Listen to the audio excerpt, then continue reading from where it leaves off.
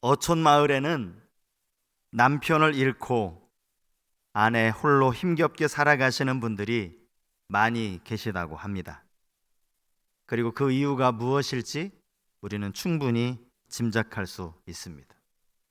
지금이야 그렇지 않겠지만 예전만 해도 고기잡이를 나간 어부가 더 많은 고기를 잡으려고 바다 멀리까지 나갔다가 예상치 못한 큰 풍랑을 만나거나 그와 비슷한 사고를 당해서 집으로 영영 돌아오지 못하는 경우가 많았기 때문입니다. 이와 마찬가지로 유목 생활을 하는 공동체 안에도 이런 분들이 많았다고 합니다. 그 이유도 비슷합니다. 양들에게 먹일 만한 좋은 꼴을 찾다 보면 때로는 오랫동안 집을 떠나서 생활하게 되죠. 들판에 천막을 치고 거기서 생활을 해야 할 때도 있습니다. 그 들판에는 어디 양만 있습니까? 그렇지 않습니다. 양을 노리는 무서운 맹수들도 함께 있기 때문입니다. 여러분들 요한복음 10장에 예수님께서 우리가 잘 아는 선한 목자 비유의 말씀을 주시지 않습니까? 나는 선한 목자라. 이 말씀 다음에 주님이 이런 말씀을 하세요. 요한복음 10장 12절 말씀입니다. 삭구는 목자도 아니오 양도 제 양이 아니라 이리가 오는 것을 보면 양을 버리고 달아나나니 이리가 양을 물어가고 또 해치느니라. 삭군이 달아나는 이유가 무엇이라고 말씀하시는 거예요? 자기 살아보겠다고. 내 목숨이 먼저니까 양들을 버려두고 자기 살아보겠다고 도망하는 겁니다. 하지만 선한 목자는 자기 생명을 걸고서라도 양들을 지킨다라는 말씀입니다. 사무엘상에 보면요, 다윗이 사울 왕 앞에 자기가 어떻게 양을 지켜왔는지를 설명하는 구절이 나옵니다. 사자나 곰이 양들을 물어가면 다윗이 달려가서 그 사자에게 달려들어서 그의 수염을 잡고 사자를 죽였다라고 그렇게 말하는 거예요. 그러므로 목자들 중에는요, 이리를 무서워한 나머지 양들을 내버려두고 자기 혼자 살아보겠다고 도망하는 이런 사꾼 목자도 있고요, 그런가 하면 사나운 맹수와 싸워서 결국 그 맹수를 죽이고 양을 지키는 선한 목자, 용감한 목자도 있습니다. 그리고 또 하나가 있죠. 그렇게 맹수들과 싸우다가 안타깝게 맹수에게 물려 목숨을 잃는 그런 목자도 있었다는 거예요. 그러니까 유목민들 중에서 이렇게 남편을 잃은 과부들이 많을 수밖에 없었다라는 겁니다. 여러분 한번 생각해 보십시오. 그렇게 남편이 이제 양을 치다가 맹수에게 물려 죽었어요. 여러분, 그리고 나면 그 가정은 어떻게 됩니까? 당장 먹고 사는 것이 막막해집니다. 남편이 죽었다고 해서 아내인, 그것도 여자가 목자가 될 수는 없는 일이기 때문이죠. 게다가 결혼을 했음에도 불구하고 아직 아들이 없는 그러한 가정인, 그런 여인의 입장에서는 그의 인생이 너무나 비참해지는 것 아닙니까? 그래서 아주 오래전부터 이런 공동체 안에서 시행되었던 제도가 있는데 그것이 바로 계대 결혼입니다. 죽은 형을 위해 동생이 형수와 결혼을 하는 것이죠. 지금 우리 생각으로는 그런 말도 안 되는 제도가 있는가 그렇게 생각하실 수 있어요. 하지만 그들 입장에서 보면은 최대한 배려해서 만든 사회 제도라 할 수 있습니다. 이 계대 결혼법입니다. 말 그대로 대를 이어주는 결혼법입니다. 여러분, 룻기 1장에 보면 나오미가 두 며느리에게 했던 말이 있어요. 여러분 이 말 기억하십니까? 룻기 1장 11절 말씀입니다. 나오미가 이르되 내 딸들아 돌아가라. 너희가 어찌 나와 함께 가려느냐. 내 태중에 너희의 남편 될 아들들이 아직 있느냐. 여러분 이 말은요, 나오미가 지금 이 계대 결혼을 염두에 두고 한 말입니다. 너희들이, 내 아들이 죽었고 너희들이 이제 남편을 잃었다고 내가 동생을 낳아줄 수 있겠느냐, 그 이야기를 하는 거예요. 나이가 많은데 내가 어떻게 동생을 낳겠느냐라는 그 말이죠. 유다 이야기에도 보면요, 이 계대 결혼에 대한 이야기가 나옵니다. 유다의 큰 아들 엘이라고 하는 이 장자가 결혼을 해서 잘 지냈는데 성경에 보면 그 장자가 하나님께 범죄해서 죽임을 당했다라고 나옵니다. 그러자 아버지 유다가 동생 오난에게 이렇게 이야기하죠. 네 형수에게로 들어가라. 이 계대 결혼을 말하는 것 아닙니까? 하지만 이 동생 오난이 그것을 원하지 않았어요. 그런데 성경은 그 일이 여호와 보시기에 악했다라고 그렇게 기록을 하고 있는 겁니다. 신명기 25장 5절 이하의 말씀을 보시면 이 내용은 율법으로도 규정이 되어 있습니다. 신명기 25장 5절 이하의 말씀이요. 형제들이 함께 사는데 그중 하나가 죽고 아들이 없거든 그 죽은 자의 아내는 나가서 타인에게 시집가지 말 것이요 그 남편의 형제가 그에게로 들어가서 그를 맞이하여 아내로 삼아 그의 남편의 형제된 의무를 그에게 다 행할 것이요 그 여인의 낳은 첫 아들이 그 죽은 형제의 이름을 잊게 하여 그 이름이 이스라엘 중에서 끊어지지 않게 할 것이니라. 본문에 나와 있는 것처럼 이 법의 목적은 단순히 가문의 이름을 끊어지지 않게 하기 위함입니다. 하지만 이 법이 반드시 지켜져야 하는 그러한 법은 아니었어요.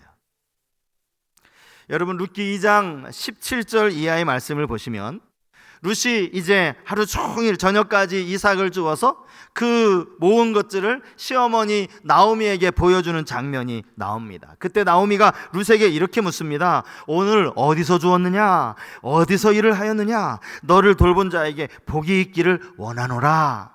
그러자 룻이 나오미에게 시어머니에게 이렇게 대답합니다. 오늘 일하게 한 사람의 이름은 보아스니이다. 이 말을 듣자마자 나오미가 또 이렇게 이야기하죠.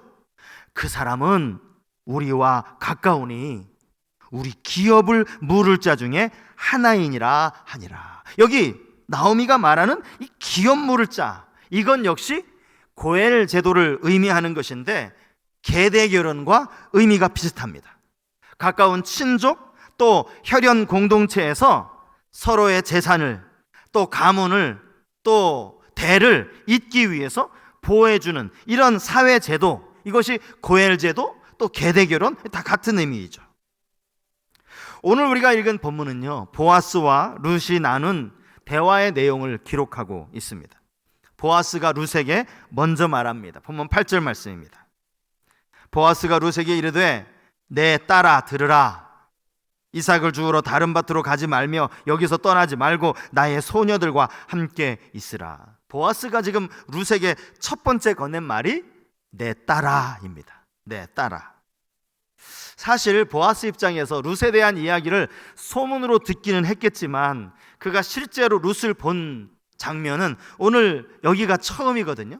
그런데 보자마자 룻을 향해서 내 딸아라고 이야기합니다. 뭔가 이것은 좀 보편적이지는 않습니다. 성경에 이 딸이라고 번역된 히브리어가 성경 여러 곳에는 비슷한 다른 의미로도 사용이 되었거든요. 제가 다른 번역 성경들을 쭉 찾아보니까 딸아라는 말 대신에 다른 말로 번역을 했더라고요. 여인이여 라고 번역되어진 성경도 있고요, 모압 여자니까 모압댁이라고 부르는 그런 성경도 있습니다. 아가라고 번역된 성경도 있습니다. 아예 호칭을 빼버리고 내 말을 듣게 라고 이렇게 번역되어진 성경도 있더라는 것입니다. 아무래도 이들이 생각할 때에 보아스가 처음 보는 룻에게 내 딸아 라고 말하는 것은 부자연스럽다라고 생각을 했던 것 같습니다. 나오미야 시어머니니까 자기 며느리 룻을 향하여서 내 딸아라고 부르는 게 얼마든지 가능하고 이건 참 자연스러운 일 아닙니까? 하지만 얼굴도 모르는 남자가 이제 처음 보는 이방 여인에게 내 딸아라고 말하는 건 뭔가 좀 이상하다라는 거죠. 하지만 여러분, 우리가 이 호칭을 통해서 짐작할 수 있는 게 있어요. 보아스의 나이가 룻보다 훨씬 더 많았다는 거죠. 그것뿐만이 아닙니다. 지금 룻은 보아스의 밭에서 일을 하고 있는 피고용인입니다. 일꾼에 불과합니다. 그리고 보아스는 이 밭의 주인이죠. 룻을 고용한 고용주입니다. 그럼에도 불구하고 보아스는 고용주로서, 밭의 주인으로서의 어떤 권위를 내세우는 대신에 딸아라고 말하는 이 따뜻하고 친근함을 나타내는 이러한 호칭으로 그녀를 불렀다라는 거예요. 가만히 보면 룻의 반응이 막 놀랐다라든지, 아니 이 남자가 왜 감히 갑자기 나한테 딸이라고 부르지? 놀라는 것이 아니라 보아스에게 엎드렸다라고 성경이 기록하는 것을 보면 아마 이 보아스의 말이 우리가 생각하는 것처럼 뭔가 좀 이상한 그런 말은 아닐 겁니다. 괜히 보아스의 말을 가지고 이상한 상상을 할 필요까지는 없다라는 것이죠. 다른 밭으로 가지 말라라는 이 말의 뜻도 마찬가지입니다. 보아스는 여기서 떠나지 말라라고 이야기합니다. 자기 밭에서 일하는 소녀들과 함께 있으며 그들을 따르라라고 말합니다. 이 말로 인해서 이제 적어도 룻은 매일 아침마다 일어나면서 오늘은 어느 밭에 가서 이삭을 주어야 하나, 오늘은 어느 주인에게 부탁을 해야 하나, 이 고민을 할 필요가 없어지게 된 거예요. 이삭 추수가 끝날 때까지 룻은 한 곳에만 나가면 되기 때문입니다. 제가 대학교를 다닐 때 가끔씩 새벽 인력시장에 나가서 이제 용돈을 벌었던 기억이 있습니다. 아시는 것처럼 인력시장은요, 공사 현장에서 필요한 사람들과 또 하루하루 육체 노동을 통해서 돈을 벌려고 모인 그 사람들을 연결해 주는 곳입니다. 언젠가는 제가 이틀을 연속해서 이제 인력시장에 나갔던 적이 있어요. 거기서 어제 보았던 비슷한 체구에 비슷한 옷을 입고 있는 한 사람을 제가 다시 본 적이 있습니다. 여러분, 이 말이 무엇을 의미하는지 아십니까?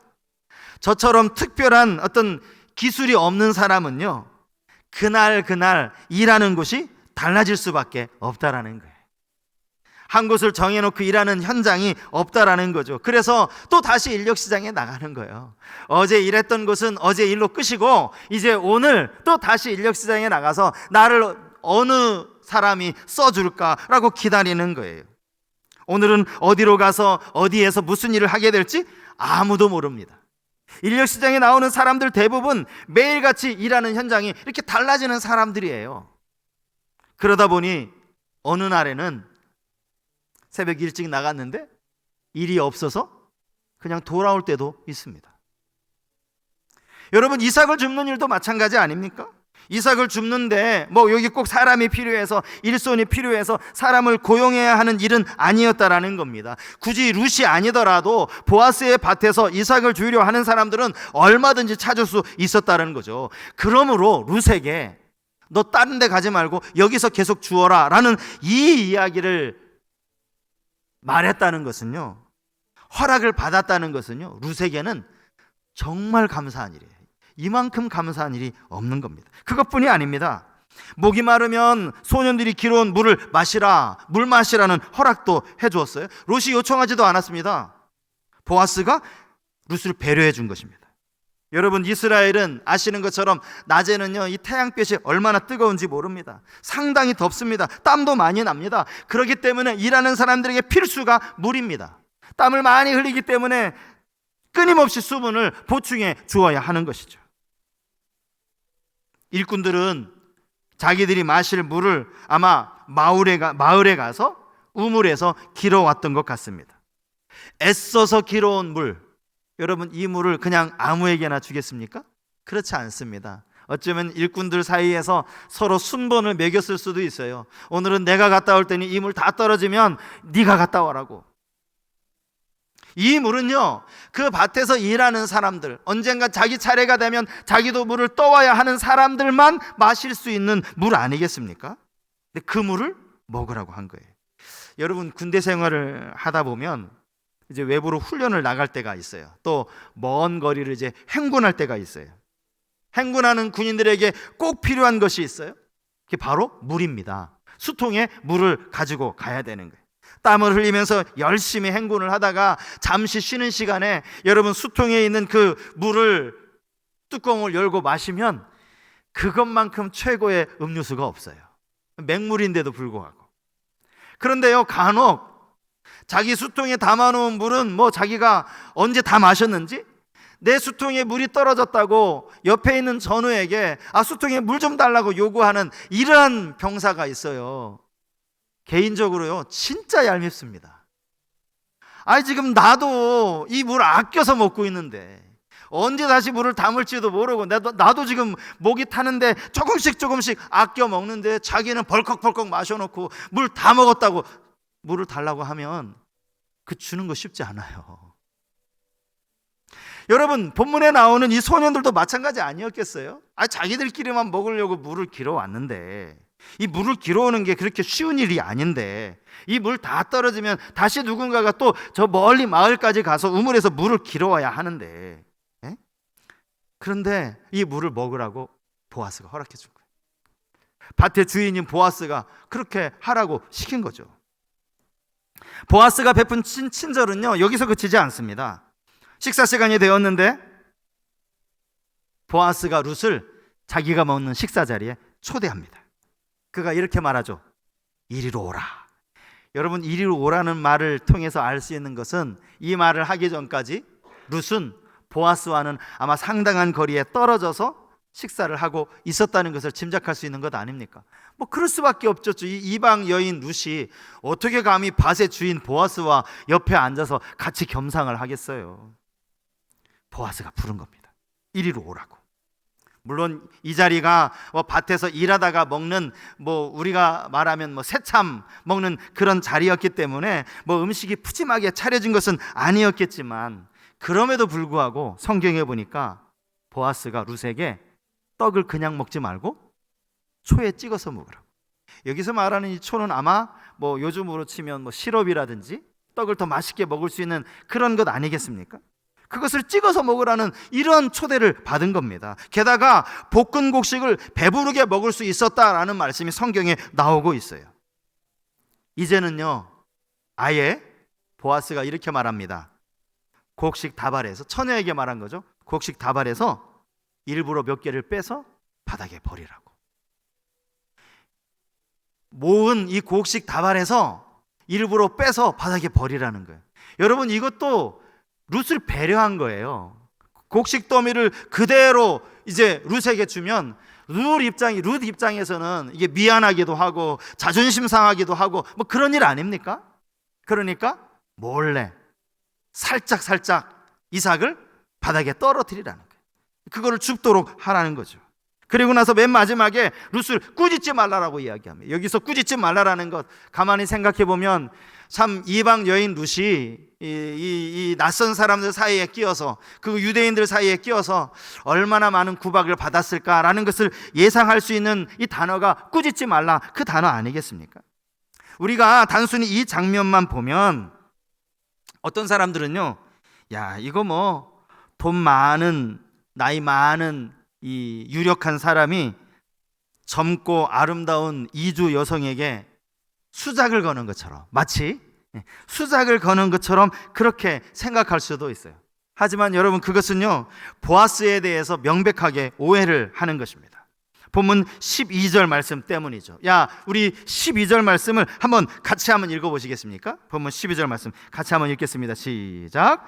여호와께서 내가 행한 일에 보답하시기를 원하며 이스라엘의 하나님 여호와께서 그의 날개 아래에 보호를 받으러 온 내게 온전한 상 주시기를 원하노라 하는지라. 보아스는 단순히 돈이 많은 유력자일 뿐만이 아니라 경건하고 신실한 하나님의 사람이었다는 거예요. 많은 성경학자들은 보아스가 우리를 위해 이 땅에 오신 예수 그리스도의 모형이요, 예수 그리스도를 예표하는 사람이다, 이렇게 이야기합니다. 틀린 말이 아닙니다. 그는 이방 여인 룻을 단순히 불쌍한 여인으로만 본 것이 아니죠. 소유한 재산이 많다고 해서 이 불쌍한 이주 여성에게 호의를 베푼 것도 아닙니다. 세상 사람들이 생각하는 것처럼 요즘 세상이 다 이렇게 생각하지 않아요? 저 보아스라는 저 나이 많은 사람이 룻에게 흑심 품었다고. 여러분, 그건 더더욱 아닙니다. 룻이 낯선 땅 베들레헴으로 이주한 것에 대해서 보아스는 이렇게 말합니다. 그의 날개 아래 보호를 받으러 온 것이라고 그렇게 이야기하고 있어요. 날개 아래 보호를 받으러 왔다. 여러분, 이런 비슷한 표현을 출애굽기 19장 4절 말씀에서 찾아볼 수 있는데요. 내가 애굽 사람에게 어떻게 행하였음과 내가 어떻게 독수리 날개로 너희를 업어 내게로 인도하였음을 너희가 보았느니라. 모세가 시내산에 올랐을 때 하나님께서 직접 하신 말씀이에요. 내가 이스라엘 백성들을 어떻게 인도했는지 아느냐? 독수리 날개에 그들을 업어서 인도한 것처럼 그렇게 인도하였다. 하나님이 직접 말씀하신 거예요. 보아스는 지금 룻이 하나님의 날개 보호 아래, 그 날개 아래 보호를 받으려고 이곳에 왔다라고 이야기하는 겁니다. 단순히 베들레헴 가서 마음씨 좋은 지주를 만나서 그의 밭에서 이삭을 줍는 그 정도가 아니에요. 하나님의 날개 아래 보호하심이, 여러분, 그것과 게임이 되겠습니까? 우리는 본문을 통해서 룻의 믿음을 볼 수 있습니다. 본문에서 볼 수 있는 이 룻의 믿음은 우리가 생각하는 것과는 좀 다르게 본문이 해석을 하고 있습니다.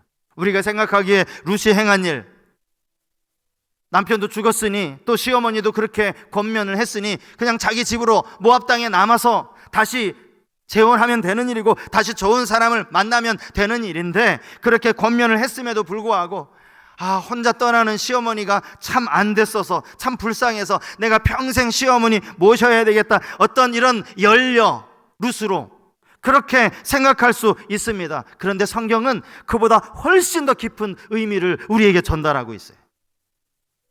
여러분, 본문 12절 말씀이요, 창세기 12장 1절 말씀과 비슷한 구조로 되어 있어요. 창세기 12장 1절 말씀을 한번 보실까요? 여호와께서 아브라함에게 이르시되 너는 너의 고향과 친척과 아버지의 집을 떠나 내가 내게 보여줄 땅으로 가라. 하나님이 아브라함에게 말씀하신 것이죠. 뭐라고 말씀하십니까? 아브라함이 그 말씀에 순종하지 않습니까? 고향과 친척과 아버지의 집을 떠났다라고 이야기하고 있어요. 오늘 12절에 룻도 그의 부모를 떠났고 그의 고국을 떠났습니다. 내가 내게 보여줄 땅으로 가라라고 했을 때 이 가라라고 하는 이 동사와요, 12절 말씀에 전에 알지 못하던 백성에게로 왔다, 오다라고 하는 이 오다, 이 동사가 원어로는 같은 동사예요. 하나는 가다, 하나는 오다. 아니, 의미가 다른데 어떻게 동사가 같을 수 있나? 히브리어 동사는 같은 동사입니다. 이 동사의 뜻이요, 걷다라는 뜻이 있어요. 걷다. 여러분, 걷다라는 그 의미, 똑같은 행동을 이쪽에서 보면 오는 것이고요, 저쪽에서 보면 가는 거예요. 그렇죠? 보는 시점에 따라서 누가 내게 오는 것은 오는 거고 저쪽 입장에서 보면 나에게 가는 것이 되기 때문이라는 거죠. 중요한 것은 오다 가다 이것이 아니라 그의 터전을 옮겼다라는 거죠. 하나님의 명령에 순종해서 자기가 있던 것을 떠나서 옮겼다라는 그런 의미가 있습니다. 그러므로 보아스는 룻에게 여호와의 이름을 2번씩이나 반복하면서 그를 축복합니다. 여호와께서 보답하시기를 원한다, 여호와께서 상 주시기를 원한다, 이 말을 반복하고 있는 거예요. 여러분, 하나님이 베풀어 주시는 상이 지금 보아스가 베푸는 그 호의와 비교가 되겠습니까? 보아스가 지금 그 얘기를 하고 있는 거예요. 내가 너에게 보여주는 이 호의는 아무것도 아니고 여호와 하나님께서 내게 상 베풀어 주시기를 원한다, 이 이야기를 하고 있는 거예요. 여러분, 이 상은요, 한마디로 말하면 하나님의 은혜라고 할 수 있습니다. 이 말씀을 묵상하면서 우리가 깨달아야 할 것이 있습니다. 오늘 우리 모두에게 절실하게 필요한 것, 우리 모두가 간절히 사모해야 하는 것, 바로 그것이 여호와 하나님의 은혜라는 사실입니다. 룻이 생각할 때에 처음에는 내가 베들레헴 가서 아는 사람도 하나도 없는데 거기 가서 식사라도 제대로 할 수 있을까? 곡식이라도 제대로 모을 수 있을까? 아마 그렇게 생각했을 거예요. 보아스를 만나서 곡식을 줄 수 있게 되었으니, 이삭을 줍게 되었으니 이것이 은혜라고 여겼을지도 몰라요. 그러나 하나님은 그것과는 비교할 수 없는 더 놀라운 은혜를 준비해 놓으셨다는 사실이에요. 이게 하나님이 주시는 상입니다. 우리 모두에게 필요한 것이 바로 이 하나님의 은혜입니다. 여러분, 제가 직분으로는 목사이지만 저도 하나님 앞에서는 예수 그리스도를 믿는 신자 아닙니까? 신자?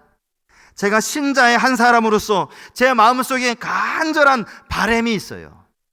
여러분들도 이 바람을 가지실 수 있기를 바라요. 그게 뭔가 하면 에베소서 3장 18절 이하의 말씀이 저의 삶 가운데 이루어지는 거예요. 저의 삶에서 구현되는 겁니다. 에베소서 3장 18절 이하의 말씀. 능히 모든 성도와 함께 지식에 넘치는 그리스도의 사랑을 알고 그 너비와 길이와 높이와 깊이가 어떠함을 깨달아 하나님의 모든 충만하신 것으로 너희에게 충만하게 하시기를 구하노라. 지금까지 제가 알고 제가 느끼고 제가 경험한 그리스도의 사랑이 이게 전부가 아니라는 거죠. 그 사랑의 너비와 길이, 높이와 깊이가 어느 정도 되는지 저는 아직 다 경험하지 못했어요. 아마 여러분들도 마찬가지일 겁니다. 그분의 사랑을 우리가 더 깊이 경험하지 못했다는 거예요. 사실은요, 제가 예수를 믿고 지금까지 제가 경험한 이 그리스도의 사랑만 해도 저는 가슴이 터질 것 같아요. 어느 때는 내가 이런 사랑을 받아도 되는가? 내가 이런 은혜를 받아도 되는가? 정말 심장이 터질 것 같아요. 그럼에도 불구하고 제가 지금 이 경험하는 이 사랑이 이게 전부가 아니라는 거예요. 하나님의 사랑은 깊이가 더 깊고 하나님의 사랑은 높이가 훨씬 더 높고 하나님의 사랑은 넓이가 훨씬 더 넓다는 거예요. 여러분, 이 사랑을 여러분들이 느끼실 수 있기를 바랍니다. 경험하실 수 있기를 바랍니다. 어쩌면 우리가 이 땅을 살아가는 동안 아마 죽을 때까지 이 그리스도의 사랑은 우리가 다 느끼지 못할 거예요. 성경이 말씀하신 대로 그 깊이를 우리가 어떻게 알겠어요? 그럼에도 불구하고 더 알아가기 원하는 거예요. 그 깊이를 알아가기 원하고 그 높이를 알아가기 원하는 거예요. 여러분들에게도 이러한 소망이 있기를 바랍니다. 하나님께서 당신의 날개 아래 보호하신다는 것도 마찬가지 아닙니까? 날개 아래 보호하신다는 게 뭡니까? 요즘처럼 이렇게 코로나가 막 주변에서 끊임없이 일어나고 있는데, 야, 그래도 나는 이 코로나 안 걸리도록 지금까지 잘 지켜주셨다.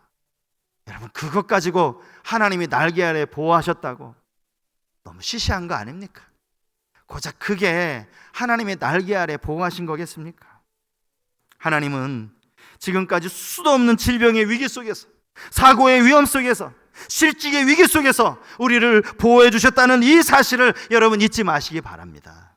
그것만이 아니라 우리가 알 수도 없고 상상할 수도 없는 수많은 어려움 가운데 여기까지 보호해 주셨다는 사실입니다.